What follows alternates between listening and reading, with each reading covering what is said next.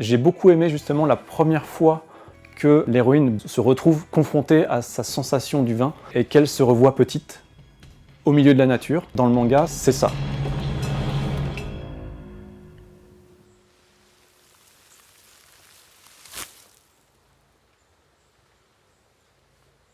Je suis Paul Villemino, libraire depuis plus de 16 ans. Ça coïncide avec la sortie du manga Les Gouttes de Dieu, quasiment. Je suis libraire actuellement à la Casa Manga, qui est l'émanation manga de la Casa Bulle, librairie spécialisée en bande dessinée, qui appartient au réseau Canal BD. Alors, le manga, techniquement, c'est simplement une bande dessinée produite au Japon. Le manga a des particularités, c'est très souvent en noir et blanc, c'est souvent des petits formats type livre de poche, avec beaucoup de pages, on est généralement sur 192 pages ou plus. Après, il y a des auteurs français qui font du manga. Historiquement, on avait classé ça en France en 3 catégories, le shonen, le shoujo et le seinen, qui correspondaient à la catégorie des jeunes garçons, des jeunes filles et des jeunes adultes.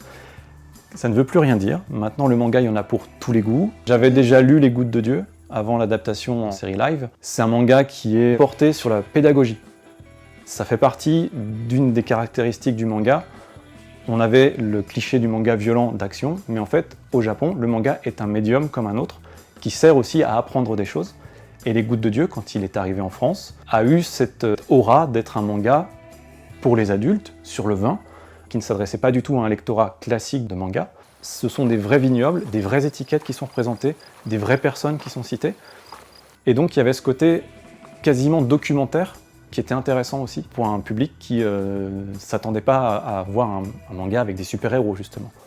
Et le fait que ça soit le vin, notamment le vin français, parce que les deux auteurs sont un couple qui adore le vin français et notamment le vin de Bourgogne, et c'est ce côté francophile qui a fonctionné aussi sur Les Gouttes de Dieu. C'est vrai que le manga est très long, il y a plus d'une quarantaine de volumes, donc adapter de manière trop littérale n'était pas envisageable pour une série, ce qui est logique, mais le cœur de l'intrigue, qui est quand même une enquête, est là, puisque c'est la même chose dans le manga ou dans la série.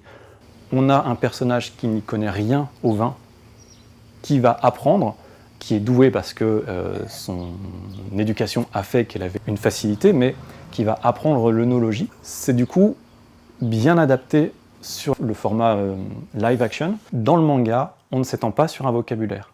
Tout passe par l'image, comme dans la série live. On passe sur des flashs dans la série, elle a des flashs de couleurs, il y a plein de choses, elle apprend à organiser ses sens. Camille, c'est rangé quelque part dans ta mémoire. Faut juste que tu fasses les connexions. Rangé. Je veux que tu t'organises. Là-dedans. Et dans le manga, on a des images. Ça peut être un tableau, un lac en forêt. C'est une volonté des deux auteurs, des deux scénaristes, qui n'avaient pas envie de surcharger les gens de vocabulaire, mais justement aller sur le côté, comme vous l'avez dit, sensoriel. Vraiment, quand on boit du vin, quand on boit quelque chose qui nous plaît, ça nous évoque quelque chose.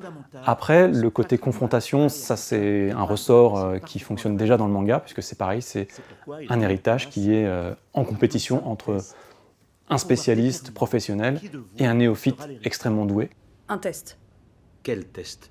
Vous êtes la fille de Monsieur Léger. Monsieur Tominet était, quant à lui, un des élèves de votre père, et Monsieur Léger le considérait comme son fils spirituel. Ceci explique pourquoi il a voulu que vous vous battiez tous les deux. Donc ça fait partie des ressorts du manga aussi, où on a un personnage qui n'y connaît pas beaucoup, mais qui a un talent inné, qui va l'emmener très très loin.